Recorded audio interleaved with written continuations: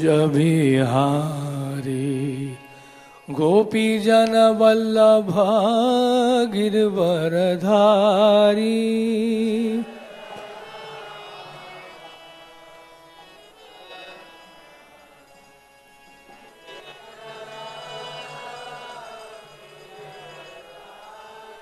जय राधा माधव कुंज बिहारी गोपी जन वल्लभ गिरवरधारी।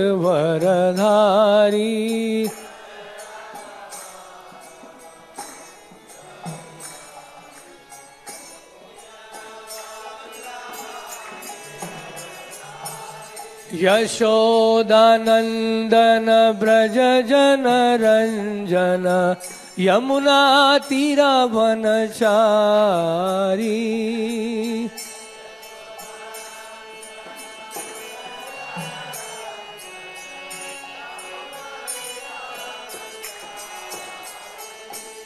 जय राधा माधव कुंज बिहारी गोपी जन वल्लभ गिरवरधारी।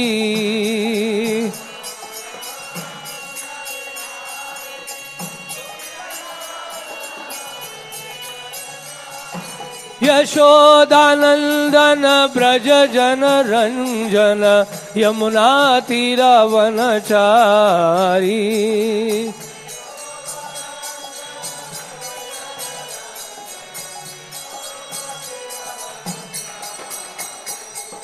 जय राधा माधव कुंज बिहारी गोपी जन वल्लभ गिरवरधारी।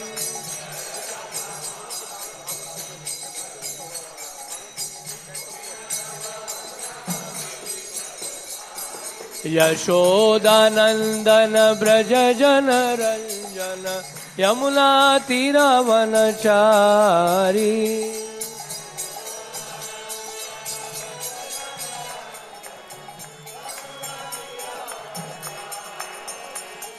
राधा पार्थ सारथी राधा पार्थ सारथी राधे।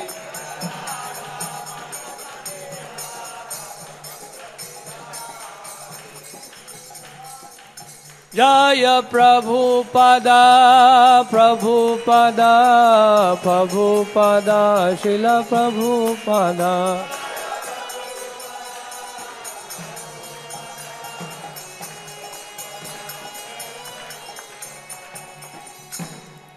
जय ओम विश्वपाल परमहंस परिव्रजकाचार्य श्रोत्र Shri Srimad his divine grace Abhay Charanaravinda की जय।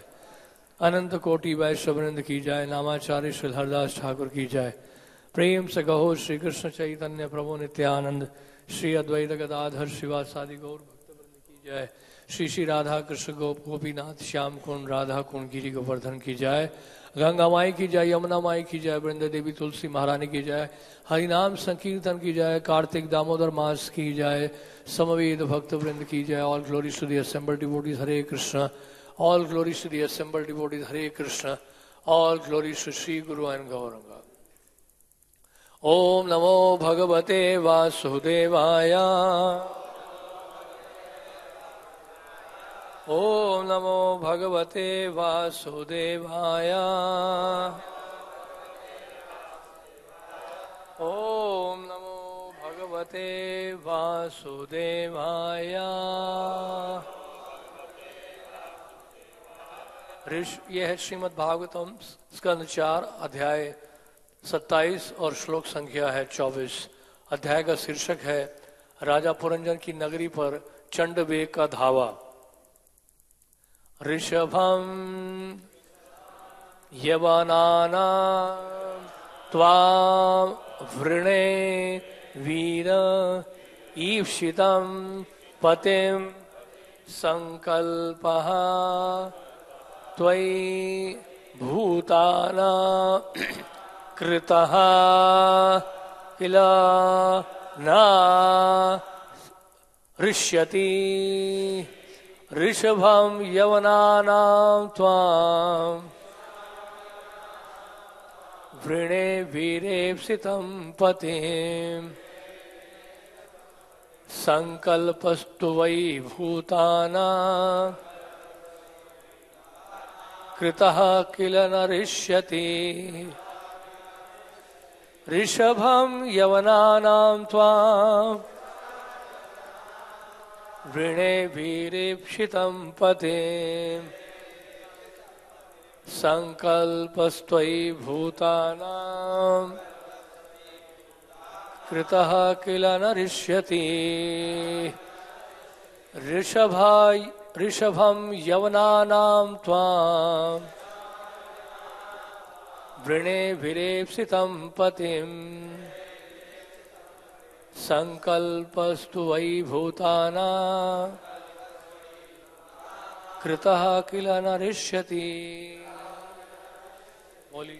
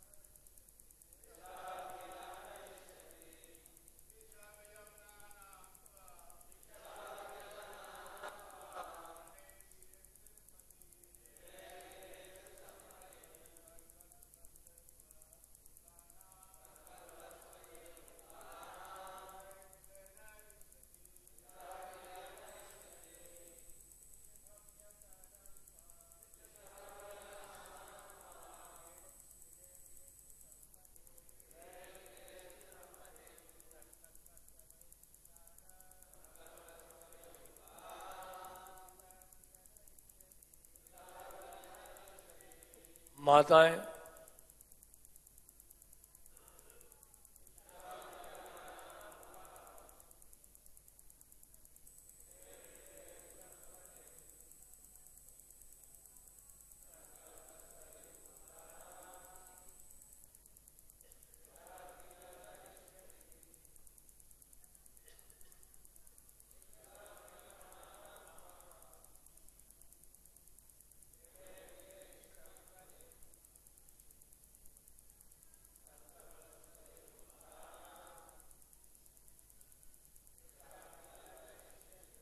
ऋषभं श्रेष्ठ यवनानां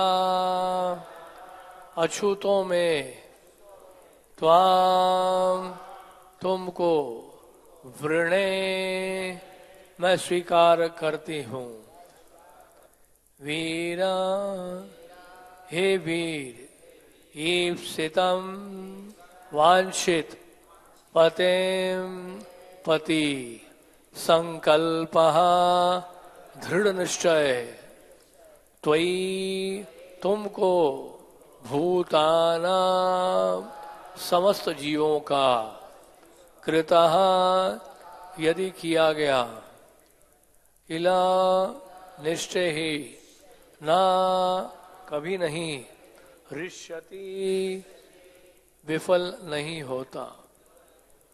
अनुवाद और तात्पर्य श्रील प्रभुपाद के द्वारा। यवनों के राजा के पास पहुंचकर कालकन्या ने उसे वीर रूप में संबोधित करते हुए कहा, महाशय आप अछूतों में श्रेष्ठ हैं।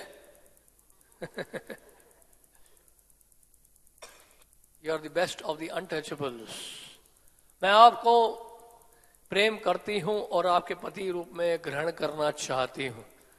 मैं जानती हूं कि यदि कोई आपसे दोस्ती करता है तो वह निराश नहीं होता। यवना नाम ऋषभ शब्द यवनों के राजा के सूचक है। यवन तथा मलेच्छ शब्द उन लोगों के लिए प्रयुक्त होते हैं जो वैदिक नियमों को नहीं मानते। वैदिक नियमों के अनुसार मनुष्य को प्रातः काल उठकर स्नान करना चाहिए, हरे कृष्ण महामंत्र का जप करना चाहिए, अर्चा विग्रह की मंगल आरती करनी चाहिए, वैदिक साहित्य पढ़ना चाहिए, प्रसाद ग्रहण करना चाहिए और अर्चा विग्रह का साज श्रृंगार करने में लग जाना चाहिए। मनुष्य को मंदिर बनाने के लिए भी धन संग्रह करना चाहिए और यदि वह गृहस्थ है तो ब्राह्मण, क्षत्रिय, वैश्य अथवा शूद्र के निर्दिष्ट कार्य करने चाहिए। इस प्रकार उसे आध्यात्मिक सूझबूझ का जीवन बिताना चाहिए। यदि यही वैदिक सभ्यता है, जो इन सारे नियमों का पालन नहीं करता वही यवन या मलेच्छ कहलाता है। इतना सिंपल बताया नहीं प्रभुपाद ने मलेच्छ का अर्थ। यवन मलेच्छ का मतलब है जो प्रातःकाल नहीं उठते, यानी कि सूर्य उदय के बाद उठते हैं, स्नान इत्यादि नहीं करते हैं। हमें इन शब्दों से किन्हीं अन्य देशों की जातियां नहीं समझनी चाहिए। कोई सोचे कि नहीं भारत के लिए नहीं लागू होता है, ये तात्पर्य प्रभुपाद ने शायद विदेशों के लिए लिखा है। इनके लिए राष्ट्रीयता कोई सीमा नहीं है। कोई भारत में रहकर या बाहर यदि वह वैदिक नियमों का पालन नहीं करता तो वह मलेच्छ या यवन कहलाता है। यानी कि अगर कोई यहां मांस भक्षण करे तो वो भी मलेच्छ ही है। जो मनुष्य वैदिक नियमों में बताए गए स्वच्छता संबंधी नियमों का पालन नहीं करता, उससे अनेक छुआछूत के रोग होते रहते हैं। गंदगी में जो रहते हैं, तो बीमारी का एक कारण क्या है? गंदगी। क्योंकि कृष्ण भावनामृत आंदोलन में विद्यार्थियों को वैदिक नियमों पालन करने की सलाह दी जाती है, इसलिए वे स्वभावतः स्वच्छ रहते हैं। और दूसरे दृष्टि से प्रभुपाद जी हमसे आशा कर रहे हैं कि हम स्वच्छ रहें। यदि कोई मनुष्य कृष्ण भक्त है तो ये 70-80 वर्ष का होकर भी तरुण की भांति कार्य कर सकता है। इस प्रकार काल कन्या किसी वैष्णव को परास्त नहीं कर सकती। श्रील कृष्णदास कविराज गोस्वामी जब बहुत बूढ़े हो गए तो उन्होंने श्री चैतन्य चरितामृत लिखना प्रारंभ किया। फिर भी उन्होंने भगवान चैतन्य की लीलाओं के संबंध में सबसे अधिक आश्चर्यजनक साहित्य प्रस्तुत किया। श्रील रूप गोस्वामी तथा सनातन गोस्वामी ने भी अपने आध्यात्मिक जीवन का शुभ आरंभ अत्यंत वृद्धावस्था में किया, अर्थात जब वे अपने वृत्तिपरक कार्य और पारिवारिक जीवन से मुक्त हो चुके थे। फिर भी उन्होंने आध्यात्मिक जीवन की उन्नति के लिए प्रचुर मूल्यवान साहित्य का सृजन किया। इसकी पुष्टि श्रीला श्रीनिवास आचार्य द्वारा गोस्वामियों की प्रशंसा से होती है। नाना शास्त्र विचार नैक निपुणौ षड्धर्म संस्थापकौ लोकानां हितकारिणौ त्रिभुवने मान्यौ शरण्याकरौ राधा कृष्ण पदारविंद भजनान् नंदेन मत्तालिको वंदे रूप सनातनो रघुयुगो श्री जीव गोपालको।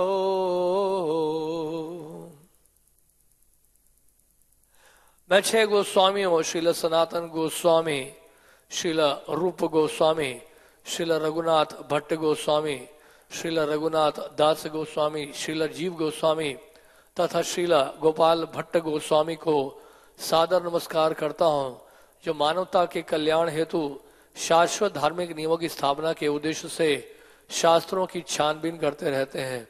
इस प्रकार उनका तीनों लोकों में सम्मान है और वे शरण लेने योग्य हैं, क्योंकि वे गोपियों के भाव में लीन रहते हैं और राधा कृष्ण की दिव्य सेवा में लगे रहते हैं। जरा भक्त को कष्ट नहीं देती, क्योंकि भक्त नारद मुनि के आदेशों तथा संकल्प का अनुसरण करता है। सभी भक्त नारद मुनि की शिष्य परंपरा में आते हैं, क्योंकि वे नारद के आदेशों, क्योंकि नारद जी सभी संप्रदाय में है, निम्बार्क संप्रदाय में भी है और उसके बाद फिर विष्णु स्वामी संप्रदाय में भी है, सभी संप्रदाय में, श्री संप्रदाय में भी है और हमारे संप्रदाय में भी है। यथा नारद पंचरात्र, क्योंकि वह नारद के आदेशों के अनुसार, यथा नारद पंचरात्र अथवा पांचरात्र की विधि के अनुसार अर्चय विग्रह की पूजा करते हैं। भक्त पांचरात्र की विधि के साथ भागवत विधि के भी नियमों का पालन करता है। भागवत विधि में उपदेश कार्य भी सम्मिलित है। श्रवणम कीर्तनम विष्णु स्मरणम। पांचरात्रि का विधि में अर्चनम वंदनम दास्यम आत्मनिवेदनम सख्यम आत्मनिवेदनम सम्मिलित है। क्योंकि भक्त नारद मुनि के आदेशों का पालन करता है इसलिए उसे जरा रोग या मृत्यु का भय नहीं रहता। वह देखने में भले ही वृद्ध लगे किंतु वह सामान्य व्यक्ति की तरह भांति बुढ़ापे से हार नहीं मानता। फलस्वरूप बुढ़ापा भक्त को मृत्यु से भयभीत नहीं बनाता जितना कि सामान्य व्यक्ति मृत्यु से भयभीत रहता है। जब जरा किसी भक्त की शरण ग्रहण करता है तो काल कन्या भक्त के भय को कम कर देती है। भक्त जानता रहता है कि मृत्यु के बाद उसे भगवान के धाम वापस जाना है, उससे मृत्यु का भय नहीं रहता है। इस प्रकार अधिक उम्र बुढ़ापा भक्त को हतोत्साहित न करके उसे निडर बनाती है जिससे वह सुखी रहता है। ओम अज्ञान तिमिरंधस्य ज्ञानांजन शलाकया चक्षुरुन्मीलितं येन तस्मै श्री गुरवे नमः। श्री चैतन्य मनोभीष्टं स्थापितं येन भूतले स्वयं रूपः गदा मह्यं ददाति स्वपदान्तिकं। वाञ्छाकल्पतरुभ्यश्च कृपा सिन्धुभ्यैव च पतितानां पावनेभ्यो वैष्णवेभ्यो नमो नमः। जय श्री कृष्ण चैतन्य प्रभु नित्यानंद श्री अद्वैत गदाधर शिवासादि गौर भक्त वृंद। हरे कृष्णा कृष्णा कृष्णा हरे हरे, हरे राम राम राम हरे हरे। यवनों के राजा के पास पहुंचकर काल कन्या ने उसे वीर रूप में संबोधित करते हुए कहा, महाशय आप अछूतों में श्रेष्ठ है, मैं आपको प्रेम करती हूँ और आपके पति रूप में ग्रहण करना चाहती हूँ। मैं जानती हूँ कि यदि कोई आपसे दोस्ती करता है तो मैं निराश नहीं होता। तो ये संवाद किसके बीच में चल रहा था? किसके बीच में संवाद चल रहा है? आपके और हमारे बीच में चल रहा है काफी दिनों से, नहीं? तो आपस में हम लोग चल रहा है, चर्चा चल रही है नारद जी और प्राचीनी भरिष्यत। अब ठीक है, अब याद आया सबको? कितने लोगों को याद आ गया? सबको याद आ गया, इसका मतलब याद नहीं था। तो नारद जी के वचन श्रेष्ठतम वचन है और प्रभुपाद जी कह रहे हैं नारद आचार्य है सभी संप्रदाय के लिए और उनकी शिक्षा सबके लिए है, हम सबके लिए है। तो यहां पर बहुत सारी उपमाएं दी गई हैं, एलोगरी दिया गया है इस अध्याय में समझने के लिए। नारद मुनि दक्ष प्रचारक हैं, वो जानते हैं कि कैसे समझाना चाहिए, कैसे कन्विंस करना चाहिए सांसारिक लोगों को, कृष्ण भावना के बारे में कैसे बताना चाहिए। कई बार प्रश्न उठता है श्रीमद् भागवत में ये सब बातें क्यों बताई गई? पुरुष और स्त्री के बीच में जो बहुत ही करीब का संबंध है, शारीरिक संबंध, बहुत खुले खुले रूप में वर्णन किया गया है श्रीमद् भागवत में। तो हमारे जो नवीन भक्त हैं, नए भक्त सोचते हैं ये क्या है, ये श्रीमद् भागवत की कथा हो रही है या क्या सांसारिक चर्चा हो रही है? तो नारद जी बताना चाह रहे हैं कि सांसारिक जीवन ही ऐसा है, संसार में लोग ऐसे ही रहते हैं, ये बताना चाह रहे हैं। इसलिए कि नहीं कि उनको बड़ा आनंद आ रहा है कथा करके, संसारिक लोग ऐसे ही रहते हैं, परिवार से आसक्त रहते हैं, समाज से आसक्त रहते हैं और सबसे बड़ी बात है खुद से आसक्त रहते हैं, इस देह से आसक्त रहते हैं। यस्यात्म बुद्धि कुणपेत धातु के, तो कफ वात और पित्त से उनकी आसक्ति है, तो देह से आसक्ति है। तो इसका वर्णन नारद जी कर रहे हैं ताकि हम लोग जो है इस सांसारिक आसक्तियों में ना फंसे और अपने जीवन के लक्ष्य को ना भूलें। इसे कहीं ना कहीं चलकर श्रीमद् भागवत में ये सब वर्णन करने के बाद अंततः भगवत मति वही जोर दिया जाता है, निष्कर्ष तो वही निकलेगा। क्योंकि श्रीमद् भागवतम जो है वो अमल पुराण है, धर्म प्रोजित कैटव त्रो परमो निर्मत्सरानाम सताम। तो जितने भी कैटव धर्म है उनको श्रीमद् भागवतम से निकाल के बाहर फेंक दिया गया है। Property they have been kicked out from Shrimad Bhagavatam. उसकी आवश्यकता नहीं है श्रीमद् भागवतम में, छल धर्म की आवश्यकता नहीं है। There is no cheating religion in Shrimad Bhagavatam. ऐसे कोई धर्म की चर्चा नहीं करेगा श्रीमद् भागवतम जिससे आप के लिए व्यवस्था की जाए या करवाई जाए संसार में रहने के लिए। तो ये श्रीमद् भागवतम बहुत स्पष्ट है और कई तरह की उपमाएं दी गई हैं, एलग्रीज दिए गए हैं समझने के लिए, ताकि हम लोग समझ पाए ठीक से। नारद जी बता रहे हैं जैसे यहां पर चंड वेग शब्द का उपयोग किया है। चंड वेग समय यानी कि काल, इस संसार में जो समय है उसको काल कहते हैं। और काल का मतलब क्या है? धीरे धीरे धीरे सब कुछ समाप्त हो जाता है। जन्म मृत्यु जरा व्याधि दुख दोषानुदर्शनम, काल का मतलब ये है। परिवर्तनशील है ये संसार, ये प्रकृति, काल का प्रभाव है। तो चंडवेग नाम दिया गया, चंडवेग। और फिर गंधर्व बताया गया है, इसमें गंधर्व शब्द का उपयोग किया गया है। जो 360 दिन होते हैं उनको गंधर्व कहा गया है, और जो 360 रात होती हैं उनको गंधर्वी कहा गया है। तो ये 720 हो गए दिन और रात। और इस तरह से गंधर्व जो हैं, जो उनके श्वेत रंग के श्वेत जोड़े हैं गंधर्व के, वो क्या है? जो चंद्रमा, जो बढ़ती चंद्रमा है, और यानी कि शुक्ल पक्ष जिसको कहते हैं। और उसके बाद फिर जो अंधेरी रातें हैं नजर आती हैं गंधर्व के, जो उसके जो ब्लैक पेयर्स हैं, जो काले जोड़े हैं, वो क्या है?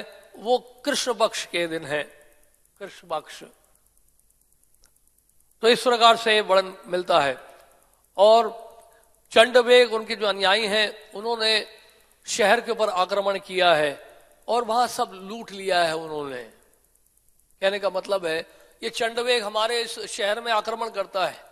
ये 9 द्वारों का शहर है। ये शहर भी, ये शरीर भी एक पुरंजन है। राजा पुरंजन की कथा जो सुनाई जा रही है नारद जी के द्वारा, वो हमारी ही कथा है। इन 9 द्वारों की कथा। 9 द्वार कौन कौन से आप सब जानते ही हैं, वो बताने की आवश्यकता नहीं है। तो 9 द्वारों की कथा है ये। इन 9 द्वारों के ऊपर आक्रमण होता है, किसका? चंडवेग का। चंडवेग का आक्रमण होता है। तो जब ये आक्रमण होता है तो कोई नहीं बचा सकता है, ना आपको ना मुझे। नहीं, आ ब्रह्मा भुवना लोका पुनर्आवर्तिनो अर्जुना। ये ब्रह्मा जी से के लोक से लेकर पाताल लोक तक जो है जन्म मृत्यु चला आ रहा है। ये काल का प्रभाव पड़ता है। काल का प्रभाव, जैसे जैसे ऊंचे लोकों में जाते हैं काल का प्रभाव जो है कम दिखाई पड़ता है। होता जरूर है, बहुत जल्दी लोग मृत नहीं होते हैं, बहुत जल्दी मृत्यु नहीं आती है। बीमारी लगभग ना के बराबर है ऊंचे लोकों में, स्वर्ग लोकों में। तो ऐसा लगता है कि हमेशा के लिए रहेंगे वहां पे। और इसका मतलब क्या है? जब इस प्रकार होता है तो फिर मोह बढ़ जाता है। स्वर्ग लोक में रहने का मतलब है कि जब काल का प्रभाव नहीं दिखाई पड़ता है बहुत अधिक, तो स्वाभाविक है कि आपके देहात्मक बुद्धि और बढ़ेगी। क्योंकि आप ये सोचने लगे कि यार देखो काल का कोई प्रभाव ही नहीं है यहाँ पे, तो मैं तो बूढ़ा ही नहीं हुआ, इतने हजारों हजार साल बीत गए हैं। I am so young, I am still producing so many children, I such a nice family, such a strong position, I got so much power, mistake powers, बहुत सारी सिद्धियां हैं मेरे पास। तो इस तरह से देहात्मक बुद्धि और होती है स्वर्गलोक में। इसलिए स्वर्गलोक में भजन करना उतना ही मुश्किल होता है। तो ये हमारे लिए क्या है?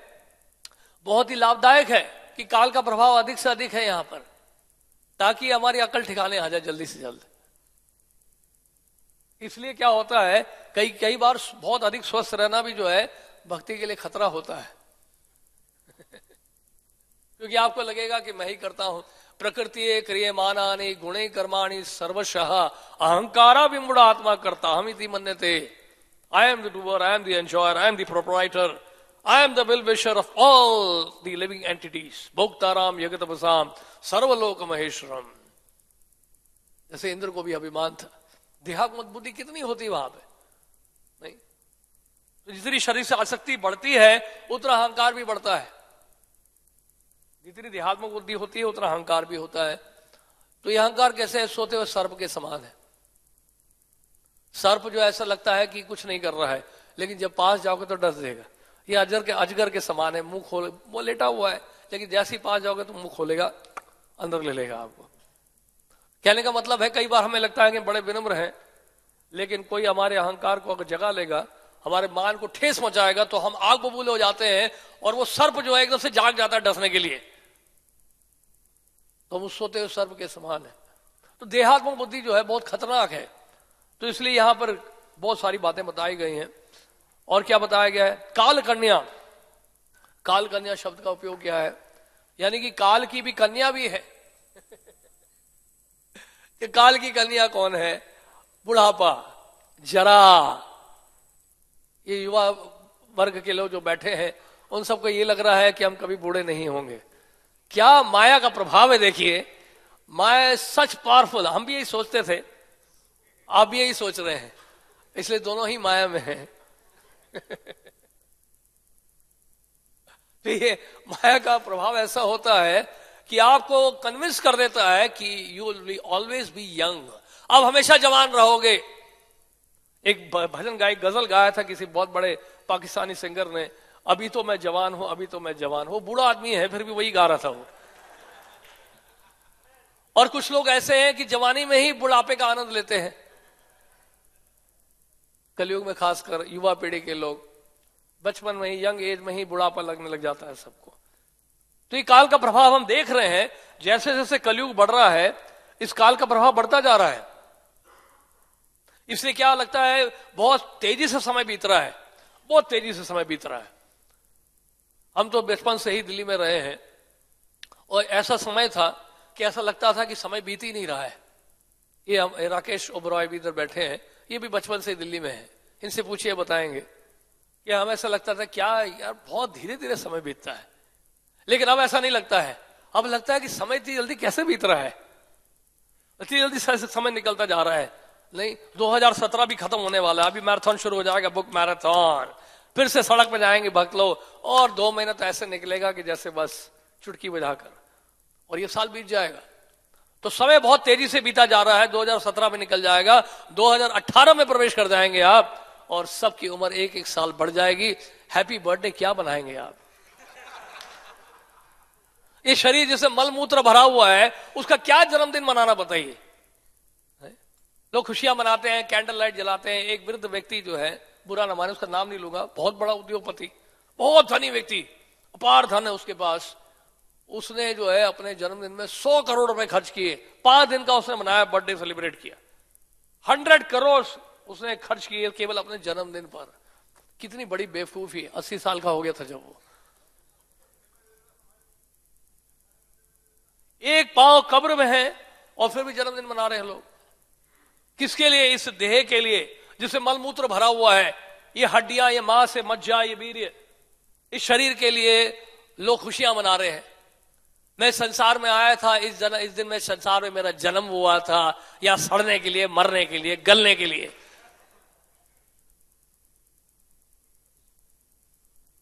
खुशियां मना रहे हैं, कैंडल जला रहे हैं, उस पर फूंक मार रहे हैं उस कैंडल को, है ना। फूंक मारने का मतलब ही है कि 1-1 साल आपका खत्म होता जा रहा है। बहुत बढ़िया किया उन्होंने, जिसने भी शुरू किया ये बर्थडे सेलिब्रेशन का तरीका, उसके बहुत इंटेलिजेंस है उसका। उसने बहुत लॉजिक से इसको स्टार्ट करवाया। हमारा वैदिक कल्चर में नहीं आता एक केक के ऊपर ये है, क्या कहते हैं, कैंडल लाइट जला के फूंक मारना, वो भी अग्नि को फूंक मार रहे हैं। अब अग्नि तो बहुत शुद्ध होती है, उसको फूंक मार रहे हो, इट्स नॉट गुड। लेकिन जैसे भी उसका लॉजिक बड़ा अच्छा था कि 1-1 कैंडल को जो आप फूंक मार रहे हो, इसका मतलब क्या है, 1-1 साल आपका कम हो रहा है। 1 साल कम हो गया, 2 साल कम हो गया, 3 साल कम हो गया, 4 साल कम हो गया, 5 साल कम हो गया, और 100 साल कम हो गया, और पूरा फ्यूज हो गया। उसके बाद खत्म हो गई उसकी कहानी। फूंक मार मार के जो है शरीर छोड़ दिया, साहब खत्म हो गया वो। ये है असलियत, ये है वास्तविकता, ये है सच्चाई। सच्चाई से कितना भी भागने की कोशिश करोगे, सच्चाई आपको नहीं छोड़ेगी, सच्चाई आपके पीछे भागती रहेगी, और सच्चाई का सामना हमें करना पड़ेगा। और यहां पर आज के श्लोक में बताया यवनेश्वर, यवनों के राजा, यवनों के राजा यानी कि भय। तो जहां पर बुढ़ापा नजदीक आता है तो वहां पर क्या है, भय भी शुरू हो जाता है। नहीं, चिंताग्रस्त हो जाते हैं, चिंताएं बढ़ जाती हैं। मेरा क्या होगा, इनका क्या होगा, उनका क्या होगा, मैंने जो धन कमाया है उसका क्या होगा, धन कोई मेरा लूट ना ले, मेरे रिश्तेदार, मेरे ही अपने बच्चे मुझे धन के लिए मुझे घर से बाहर ना निकाल दें, सड़क पे ना ले आए। प्रॉपर एक स्टोरी सुनाते हैं कि एक बार क्या हुआ, एक घर में एक व्यक्ति जो है, वो व्यक्ति जो क्या कहते हैं, वो व्यक्ति जो है बूढ़ा था, मतलब मर गया, वो शरीर वो बूढ़ा हो गया था, वो तो मर गया। तो वो अगले जन्म में मोची बना उसी घर के बाहर। और उसी के लड़के आके उसको बार बार भगा देते, चलो यहां से भागो, यहां क्यों बैठे हो। तो इस तरह से क्या है, लोग नहीं जानते कि भविष्य में क्या होने वाला है। अगले जन्म की किसी को चिंता नहीं है, क्योंकि किसी को विश्वास ही नहीं है अगले जन्म में। समस्या तो ये है। तो ये जो भय है, जन्म लेते ही भय शुरू हो जाता है। जन्म लेते ही नहीं, जन्म लेने से पहले ही भय होता है। जिस दिन हमने देह को स्वीकार करते हैं, देह को अपनाते हैं, उसी दिन भय प्रारंभ होता है, भय शुरू हो जाता है। जैसे ही जीव जो है भौतिक प्रकृति को अपनाता है, संसार को अपनाता है, तो उसी समय भय शुरू हो जाता है उसका। भौतिक संसार ही भयावह है। ब्रह्मा जी ने जब सृष्टि की थी, तो ब्रह्मा जी सृष्टि करने से पहले उन्होंने देखा, मैं कहां बैठा हूं, ये कमल का फूल कहां से आ गया, मैं कहां से आ गया, हु इज माय सोर्स। चारों तरफ अंधेरा, और सामने देखा कि प्रलय देख लिया उन्होंने, डिवास्टेशन देखा ब्रह्मा जी ने, और वो घबरा गए। तो ब्रह्मा जी का भय का लेवल वो है। ब्रह्मा जी चींटे मकोड़ों से नहीं डरते हैं, चूहे से नहीं डरते। हम तो चूहे से डर जाते हैं, चूहा चूहा भगाओ भगाओ, हम चूहे से भयभीत हो जाते हैं, या छिपकली से भयभीत हो जाते हैं छिपकली से भयभीत हो जाते हैं, या चूहे से डर जाते हैं। ये हमारा भय का लेवल है। लेकिन ब्रह्मा जी जब भय कैसा है, जब प्रलय होता है तो ब्रह्मा जी भयभीत होते हैं। तो ब्रह्मा जी इसलिए उनको फिर शब्द ध्वनि सुनाई दी भगवत कृपा से, और तपस्या उन्होंने की फिर। तो कहने का मतलब भय सबको है। ब्रह्मा जी के लोक से लेकर पाताल लोक तक सब भयभीत है। ये भौतिक संसार भयभीत होने के लिए ही है, क्योंकि ये संसार को क्या कहा है, दुर्गा कहा गया है। ये देवी धाम, दुर्गा भयभीत कर रही है। त्रिशूल है उनके पास, प्रकृति के गुणों के द्वारा भयभीत कर रही है। सत्व गुण, रजोगुण, तमोगुण हमें भयभीत कर रहा है। और तो जब तक हम गुणों के प्रभाव में रहेंगे तब तक भयभीत रहेंगे, और जब तक हम कृष्ण भावना भावित नहीं होंगे तब तक हम भयभीत रहेंगे। भयभीत होने का मतलब ये हम देहात्मक बुद्धि में है, फियर। तो दुर्गा भय उत्पन्न करती है। दुर्गा जो है वो भय उत्पन्न करती है। दूर का मतलब ये कठिनाई, और गा का मतलब जाना। तो ब्रह्मा जी के लोक से पाताल लोक तो कोई ऐसा स्थान नहीं है जहां कठिनाई ना हो, ना भय ना हो। सब जगह भय है, हर जीव भयभीत है, हर जीव भयभीत है, भय सबको होता है।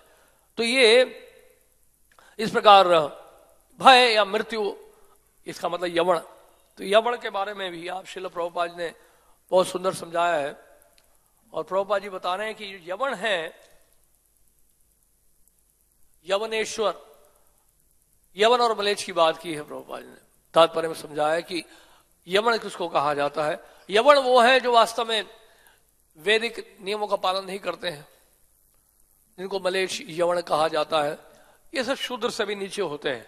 यवण, मलेच्छ और चंडाल, किराट, हुना, आंध्र, ये सब शूद्र जाति से भी नीचे है। जैसे भागवत में वर्णन आया, किराट, हुनांध्र, पुलिंद, पुलकशा, नहीं आभीर, यवना, खशादया। तो ये सब ऐसे रेसेस हैं जो कि वर्णाश्रम धर्म में नहीं आते। ये वर्णाश्रम धर्म के नहीं है, वर्णाश्रम धर्म से परे नहीं है, वर्णाश्रम धर्म से नीचे है। एक तो होते हैं अवधूत होते हैं, जो परमहंस होते हैं, वैष्णव होते हैं, वो वर्णाश्रम धर्म से ऊपर उठे होते हैं। उनके लिए वर्णाश्रम धर्म की आवश्यकता नहीं पड़ती है। समाज में शिक्षा के लिए वर्णाश्रम धर्म को स्वीकार करते हैं। और एक वर्णाश्रम धर्म में होते ही नहीं है असभ्य लोग जो होते हैं। चैतन्य महाप्रभु भी वर्णन किया था श्रील रूप गोस्वामी को। या सभ्य लोग होते हैं, यावण, मलेच्छ, पुलिंद, अनकल्चर्ड लोग होते हैं, ट्राइबल पीपल जैसे हैं, जंगलों में होते हैं, आदिवासी लोग होते हैं। तो ये जो लोग होते हैं अधिकांश तामसिक होते हैं, और ये मांस भक्षण करते हैं, मदिरा का पान करते हैं, और समस्त पाप कार्यों में लगते हैं। तो इसलिए उनको यवण कहा गया, मलेच्छ कहा गया। और सबसे बड़ी बात प्रभुपाद जी क्या कह रहे हैं, अशौच अवस्था में रहते हैं, सफाई नहीं होती है, सफाई का पालन नहीं करते, गंदगी रखना उनको अच्छा लगता है, कई दिन तक स्नान नहीं करते। यहां पब्लिक में तो नहीं कहना चाहते, लेकिन ऐसे कई देश हैं जहां पर अब जाएंगे तो लोग नहाने का कोई कल्चर ही नहीं है। अगर आपने नहा लिया, जैसे कलयुग में श्रीमद् भागवत में भविष्यवाणी है 12वें स्कंद में, स्नानम एव ही प्रसादनम, स्नानम एव ही प्रसादनम। कई जगह शौचालय के बाहर लिखा रहता है प्रसादनम। प्रसाद मतलब प्रसाद नहीं, प्रसादनम। तो प्रसादनम का मतलब यह है कि आप अपने आप को वहां पर साफ करिए, नहाइए, धोइए, करिए, शुद्ध करिए, शुद्ध करने का स्थान अपने आप को। तो कहते हैं कि श्रीमद् भागवत कहता है कि कोई स्नान ही कर लेगा कलयुग में तो अपने आप को बहुत पवित्र मानेगा। स्नानम एवं प्रसादनम। तो प्रभुपाद जी कहते हैं मैं जब न्यूयॉर्क में गया पहली बार, और मुझे कई बार तो 1-2 किलोमीटर जाना पड़ता था स्नान करने के लिए। कई बार प्रभुपाद जाते थे, स्टेशन में जाते थे या वहां जाके रेलवे स्टेशन में जाते थे, प्रभुपाद चल के जाते थे सिर्फ स्नान करने के लिए, क्योंकि उनके लिए अकल्पनीय है वहां के लोगों के लिए कि स्नान करना भी बहुत जरूरी होता है। कभी इच्छा हुई तो कर लिया, नहीं इच्छा तो नहीं कर लिया। आवश्यकता क्या है रोज रोज नहाने की? ऐसे हम मिले थे जब हम मायापुर से कलकत्ता से आ रहे थे दिल्ली, तो ट्रेन में एक मिले थे, कपल से मिले थे, वो भी यमन परिवार के थे। तो उन्होंने पूछा कि आप लोगों का कैसा रहता है, हमने बताया हम इस्कॉन से हैं। तो इस तरह से आपस में चर्चा चल रही थी। तो हमने बताया कि हमको रोज उठना पड़ता है, 3:30 बजे उठ के नहाते हैं। रोज नहाते हैं आप रोज नहाते हैं? वो इतने आश्चर्यचकित हुआ वो व्यक्ति। मैंने कहा कि ये क्यों इतना आश्चर्यचकित हो रहा है? बोलता आप रोज नहाते हैं? हाँ। मैंने कहा यार ये तो हमने पढ़ा था, केवल ये तो सामने दिख रहा है, ये कि वास्तव में ऐसे लोग हैं संसार में। हमने सोचा ऐसा संसार में लोग होते भी हैं क्या? ऐसे हैं लोग। और वो लोग क्या करते हैं, स्नान की बात तो छोड़िए, तो कई तो ऐसे भी है जो दांत भी नहीं साफ करते हैं, केवल फ्रेशनर यूज करते हैं। और उसके बाद उनके पास बढ़िया होता है बाल को संवारने के लिए, उसके लिए भी अलग लोशंस होते हैं। और बढ़िया सूट पहनते हैं, उसके ऊपर फ्रांस का बेस्ट सेंट कोलोन यूज करते हैं, जर्मनी का लगाते हैं, पता ही नहीं चलेगा कि उन्होंने नहीं नहाया करके। और शौच के लिए जब जाते हैं तो वहां पे जल नहीं होता है, टिश्यू पेपर होता है, उसी से आप अपना सफाई करो जो करना है, कहने का मतलब ये। और उसके बाद लोग बोलते हैं, हाथ मिलाते हैं, hello sir how are you, good morning sir, good morning.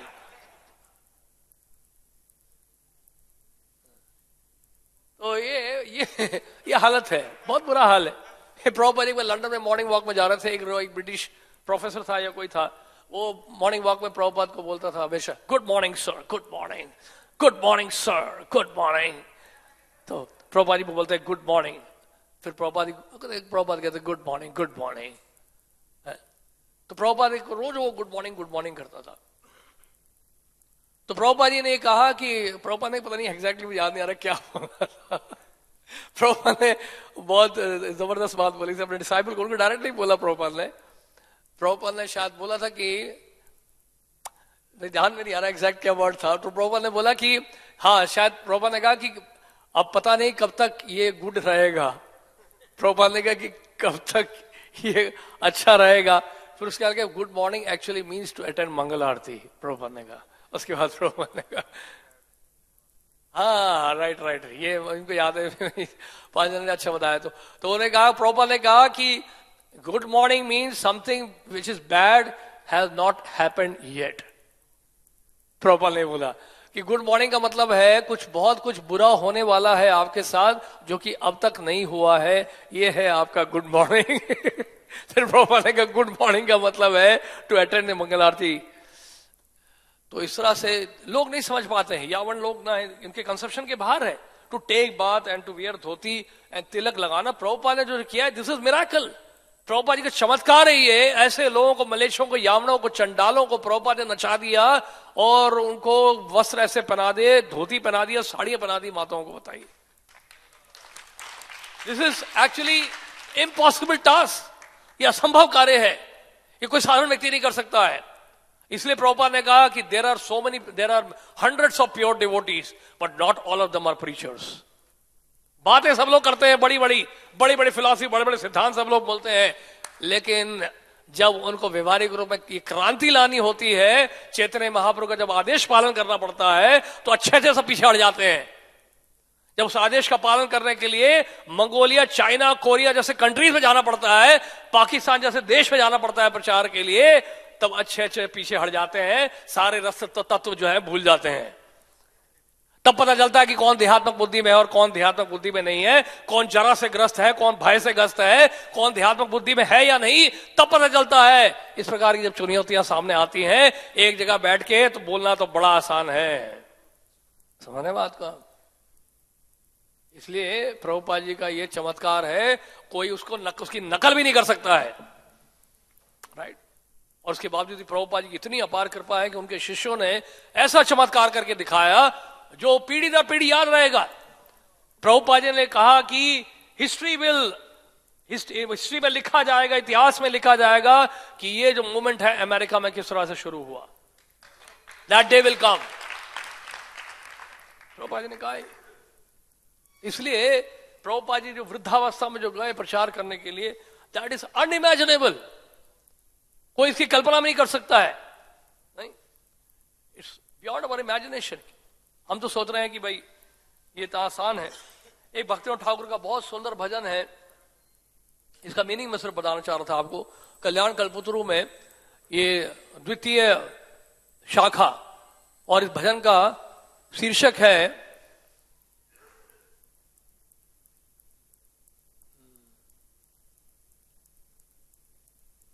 बहुत सुंदर भजन है ये, आप सुनिए। मैं नितांत पापी और दुष्ट व्यक्ति हूं, ठाकुर भक्ति में लिख रहे हैं। ये मैंने क्या किया? मैंने अपना बहुमूल्य मानव जीवन माया की सेवा में रत रहकर व्यर्थ ही गवा दिया। मैंने अपने माता के घर में एक लंबी अवधि व्यतीत की। मेरी बाल्यावस्था सुखपूर्वक व्यतीत हुई। मेरा यौवन सांसारिक आचरण में व्यर्थ ही व्यतीत हो गया। अब मैं वृद्धावस्था को प्राप्त हो चुका हूं। मुझे किसी भी भौतिक विषय वस्तु में सुख की अनुभूति नहीं होती है, क्योंकि मेरी भोग शक्ति अत्यंत क्षीण हो चुकी है। यानी कि वृद्धावस्था में क्या है, भोगने की इच्छा होती है लेकिन भोग सकते नहीं आप। इसलिए इस कारण से और अधिक जो है हताश हो जाते हैं वृद्धावस्था में। नहीं, जैसे अकबर वो जो है बीरबल का कथा आप जानते ही हैं, प्रभुपाद सुनाते हैं। और बीरबल से पूछा अकबर ने, ये काम कब तक रहता है, काम कब तक सताता है? उन्होंने कहा मृत्यु तक। बीरबल ने कहा क्या मजाक कर रहे हो तुम? तो बीरबल ने कहा ठीक है, आप समय आएगा तो मैं बताऊंगा आपको। तो बीरबल ने कहा कि मैं आपको कुछ दिखाना चाहता हूं, आप चलिए मेरे साथ आज, और आप अपनी बेटी को लेके चलिए, लेकिन आपसे सिर्फ प्रार्थना है कि ये पर्दा ना करके चले। तो उनको लेके गए, अकबर अपनी बेटी को भी लेके गए और एक वृद्ध व्यक्ति के घर पे गए। वृद्ध व्यक्ति जो शरीर छोड़ रहा था, बिस्तर पे लेटा हुआ था। तो वृद्ध व्यक्ति से कहते हैं, बीरबल कहते हैं, महाराजा सम्राट आए हैं अकबर। तो नजर पड़ी एक क्षण के लिए अकबर के ऊपर, प्रणाम किया, और उसके बाद अपनी नजरें घूम गई उसकी और उसकी बेटी के ऊपर, और बेटी के ऊपर ताकता रहा लगातार जब तक उसने शरीर नहीं छोड़ा। तो बीरबल कहते हैं, जहांपना देखिए, मैंने कहा था ये बात सच है कि नहीं? देखिए आपकी बेटी के ऊपर ही उसकी नजर है, चलिए चलिए जल्दी चलिए, नहीं तो आपको कहीं गुस्सा ना आ जाए, बेचारा वो वैसे ही शरीर छोड़ रहा है। तो कहने का मतलब ये है कि वृद्धावस्था में बहुत समस्या है। अब मुझे किसी भी भौतिक विषय वस्तु में सुख की अनुभूति नहीं होती है, क्योंकि मेरी भोग शक्ति अत्यंत क्षीण हो चुकी है। मेरे दांत गिर गए हैं, ठाकुर बख्श लिख रहे हैं, मेरे दांत गिर गए हैं, मेरा शरीर शक्तिहीन हो गया है, मेरा जीवन कष्ट से पूरित है, मुझे सदैव मृत्यु का भय सताता है। कृपया बताइए मुझे किस वस्तु में आसक्त होना चाहिए? तो प्रभुपाद इसलिए कहते हैं, मरा हुआ व्यक्ति जो है कलकत्ता में, वो डॉक्टर से कह रहा है, मुझे केवल 4 दिन और दे दो डॉक्टर, 4 दिन और दे दो, मुझे फैमिली को सेटल करना है, और 4 दिन मुझे दे दीजिए। बोलते हैं आप प्रार्थना करिए, please pray to the lord, भगवान से प्रार्थना करिए, अब मैं कुछ नहीं कर सकता हूं, है कि नहीं? तो जब तक मेरे शरीर में बल था, मुझे भौतिक वस्तुएं तथा अपने शारीरिक पराक्रम से अत्यंत अनुराग था।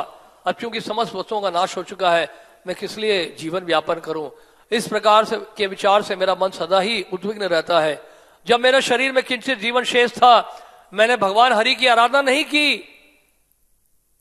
जीवन के काल में थोड़ा समय था जब मेरे पास, मैं उस समय भी भजन नहीं किया।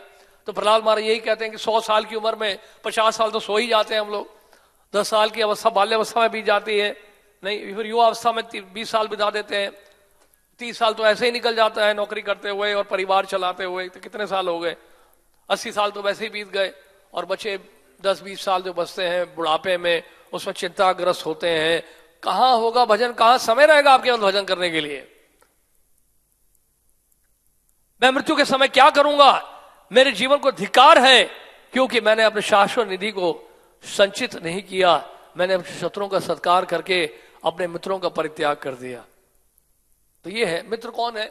उन भक्तों का परित्याग कर दिया जो मुझे बार बार समझा रहे थे, ठीक से भक्ति कर लो, अभी से युवावस्था में हो, प्रातः काल आ जाओ, साधना करो, मंगल आरती में आओ, भक्तों के संग में रहकर भागवत कथा का श्रवण करो, ठीक से सेवा कर लो गुरु की, गुरु की आज्ञा का पालन कर लो, नहीं तो बुढ़ापे में रोगे। प्यास लगेगी लेकिन कोई पानी पिलाने वाला नहीं होगा लेकिन हरिनाम में रुचि नहीं होगी तो बहुत दिक्कत होगी। बुढ़ापे में अगर हरि भजन के लिए रुचि नहीं हुई और बहुत दिक्कत होगी, क्योंकि वृद्धावस्था जैसे नजदीक आती जाएगी लोग आपसे दूर भागते जाएंगे, विशेष रूप से अगर आप कृष्ण भावना भावित नहीं हैं तो। कि जो कृष्ण भावना भावित है उसके ऊपर प्रभुपाद जी बता रहे तात्पर्य में आज के, उसके ऊपर वृद्धावस्था का प्रभाव नहीं पड़ता है। क्यों नहीं पड़ता है? क्योंकि उसका संबंध हो गया, संबंध स्थापित हो गया कृष्ण से। और कृष्ण तो कभी बूढ़े होते नहीं, उनका संबंध कृष्ण से है। वो आनंदाम बुद्धि वर्धनम प्रतिपदम पूर्णामृता स्वादनम सर्वात्म सपनम परम विजयते श्री कृष्ण संकीर्तन। इसलिए प्रभुपाद जी के ऊपर देखिए वृद्धावस्था का कोई प्रभाव नहीं। प्रभुपाद जी श्रीमद् भागवतम का अनुवाद कर रहे थे अंतिम समय में भी, जीवन के अंत काल में भी, लेटे लेटे वृंदावन में दशम स्कंद भागवत का दशम स्कंद का अनुवाद कर रहे थे। प्रभुपाद जी से बड़ा उदाहरण कौन हो सकता है जिन्होंने वृद्धावस्था में ही आंदोलन शुरू किया। जब लोग खटिया पकड़ लेते हैं, वृंदावन में जाकर रहते हैं अंतिम समय बिताने के लिए, प्रभुपाद जी उसी समय वृंदावन छोड़कर गए अमेरिका हमारे लिए। इस वृद्धावस्था में कितना कष्ट उठाया उन्होंने, बताइए। बातें सब लोग करते हैं लेकिन इस अवस्था में, वृद्धावस्था में कोई करके दिखाए इस तरह से प्रचार, तो फिर बात बनेगी, तब हम उसको स्वीकार कर सकते हैं। आप लोग कह रहे हैं ठीक है, बातें तो सब लोग कर सकते हैं। किताब पढ़ लो, 10-12 किताब पढ़ लो तो आपके मुंह में वैसी बात आएगी, वो सब कुछ कंठस्थ हो जाएगा आपको। तो इसका मतलब ये थोड़ा ना कि आप देहात्मक बुद्धि से ऊपर उठ गए, नहीं। देहात्मक बुद्धि से ऊपर उठना और ग्रंथों का अध्ययन करना ये दो अलग अलग बातें हैं।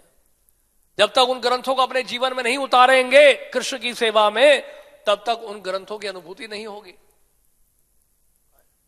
इसलिए सुखदेव गोस्वामी और परीक्षित महाराज की कथा में देखते हैं, सुखदेव परीक्षित महाराज ने जो है पूरा साम्राज्य त्याग दिया। जब उनको शाप दिया श्रृंगी ने, इस 7 दिन में तुम्हारी मृत्यु हो जाएगी, तुरंत उन्होंने साम्राज्य त्याग दिया और चले गए कहां पर? भागवत कथा का श्रवण करने के लिए सुखदेव गोस्वामी से। राजा खटवांग को देखिए आप, स्वर्लोक में थे, देवताओं ने उनको बुलाया था असुरों के खिलाफ युद्ध करने के लिए। लेकिन राजा खटवांग को जब पता चला, देवताओं ने बताया कि आपके पास तो केवल एक मूर्त है, बताइए क्या चाहिए आपको, हमसे क्या चाहते हैं आप? आपने हमारी सहायता की, असुरों के पर विजय प्राप्त किया हमने। राजा खटवांग ने कहा कि अगर एक ही मूर्त है तो मैं वापस पृथ्वी में जाना चाहूंगा, यहां नहीं, यहां शायद मैं भगवान का स्मरण ना कर पाऊं। और श्रील जी गोस्वामी ने लिखा है, प्रभुपाद जी कहते हैं, प्रभुपाद ने कोट किया श्रील जी गोस्वामी को, कि जिसने जीवन में बचपन में भक्ति की है उसके लिए बहुत अधिक संभावना है कि वो जीवन के अंतकाल में भगवान का स्मरण कर पाएगा। लेकिन फिर भी हम देर आए दुरुस्त आए तो सही, कम से कम कृष्ण भक्ति में। अब जब आ गए हैं तो अब हम लोगों को भक्ति को बड़ी गंभीरता से अपनाना पड़ेगा, नहीं तो फिर समय निकलता जा रहा है।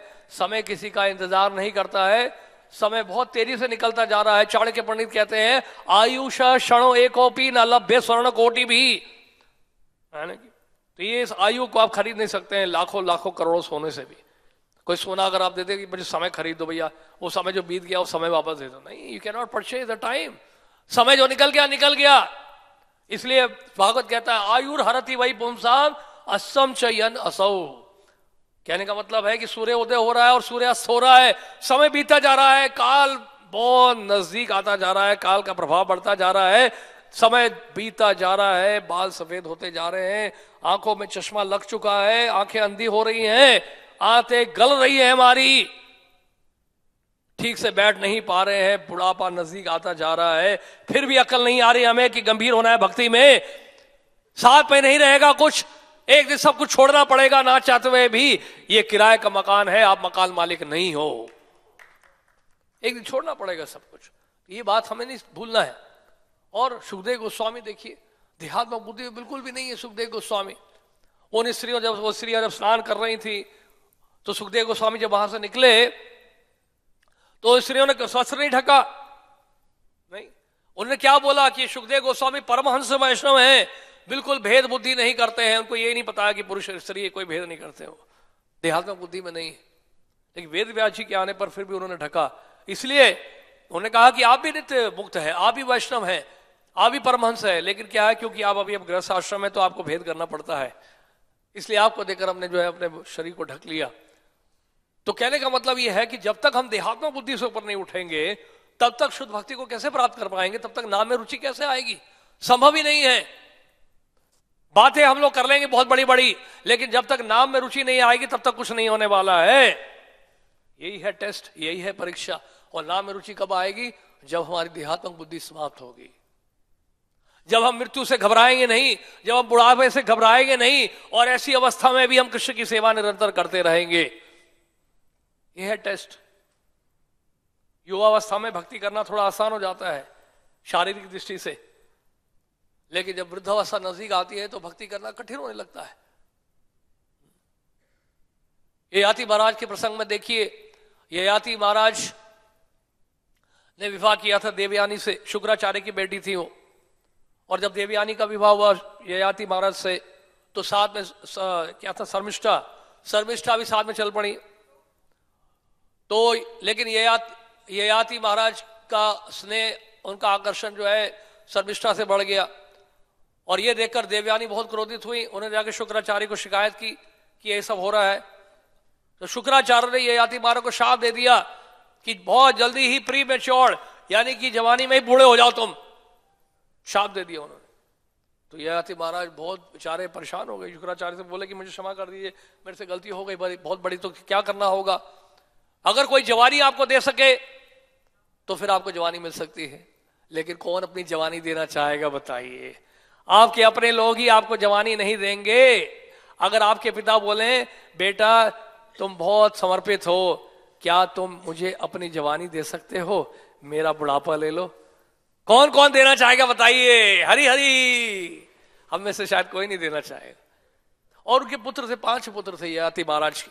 एक एक करके सबने मना कर दिया। उन्होंने कहा कि किसी ने कोई ना कोई बहाना बना लिया, मुझे कलकत्ता जाना है, मुझे बॉम्बे जाना है, मुझे अमेरिका जाना है, ये है वो है, मेरा शरीर इतना ठीक नहीं है, देखने में जरूर यंग लग रहा हूं मैं, लेकिन भीतर से ठीक नहीं है।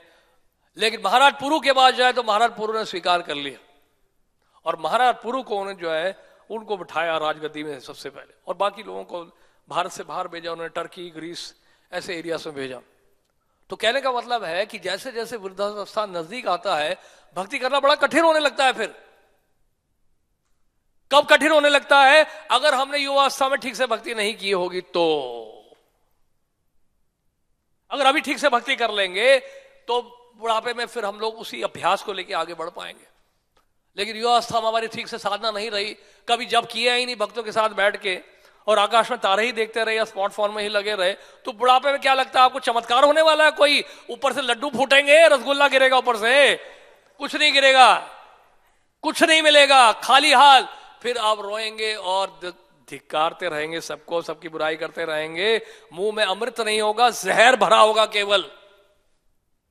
पूरा जीवन हमारा अंतिम समय निंदा चुगली में बीत जाएगा, क्योंकि जीवन भर हमने कुछ विशेष कार्य किया नहीं गुरु की प्रसन्नता के लिए, वैष्णव की प्रसन्नता के लिए। तो ये बहुत बड़ी परीक्षा है हम सबके लिए। तो युवा अवस्था का जो ये शरीर है, ये धन है, और धन का सदुपयोग अगर हम कर लेंगे तो जीवन के अंत काल में जो है बहुत आसान हो जाएगा। और प्रभुपाद जी ये अपने बारे में कई जगह बता रहे हैं।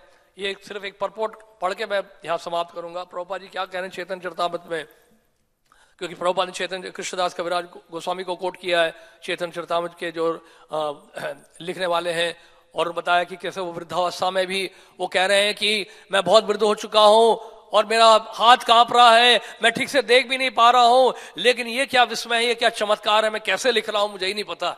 चेतन चरितामृत ये मदन मोहन जी की कृपा है, वही लिखवा रहे हैं। और प्रभुपाद जी क्या कह रहे हैं? Following in the footsteps of Srila Krishnadas Kaviraj Goswami, I am trying to translate Srimad Bhagavatam. Krishnadas Kaviraj Goswami के पद चिन्हों पर चलते हुए मैं भी श्रीमद् भागवतम का अनुवाद कर रहा हूं। ये अंत्य लीला में चैप्टर 1 टेक्स्ट 11 में। As quickly as possible, however, knowing myself to be an old man and almost invalid because of rheumatism, rheumatism मतलब जोड़ों का रोग, I have already translated the essence of all literatures, the 10th canto of Srimad Bhagavatam, a summary study in English. Prabhupada ji कह रहे हैं मैंने इसलिए क्या किया है, क्योंकि मुझे पता नहीं कि कब शरीर छोड़ दूंगा, तो मैंने क्या किया है, कृष्णा बुक लिखा है। I started Krishna conscious movement at the age of 70. Now I am 78 and my death is imminent. I am trying to finish Srimad Bhagavatam as soon as possible. But before finishing it, I have given my readers the book Krishna, the Supreme Personality of Godhead, so that if I die before finishing the book, finishing the whole task, then they may enjoy this book, which is the essence of Srimad Bhagavatam. Hari बोल, क्या बात बोली देखिए प्रभुपाद ने। तो प्रभुपाद जी की क्या दया, उनकी क्या अनुकंपा देखिए। प्रभुपाद दूसरों के बारे में सोच रहे हैं उस अवस्था में भी, जब उनका शरीर ठीक नहीं है, कि कम से कम भक्तों को कृष्णा बुक तो मिल जाए, रोज रोज पढ़े, सिर रखे नहीं और धूल ना जमा उसमें। तो ये है कि हमें बहुत स्पिरिचुअली बहुत सीरियस होना पड़ेगा। श्रीमद् भागवत बार बार जो है हमें संकेत दे रहा है, बार बार हमें समझा रहा है, सुधर जाओ सुधर जाओ सुधर जाओ। हरे कृष्ण। श्रील प्रभुपाद की जय। ग्रंथराज श्रीमद् भागवतम की जय। हरे माइक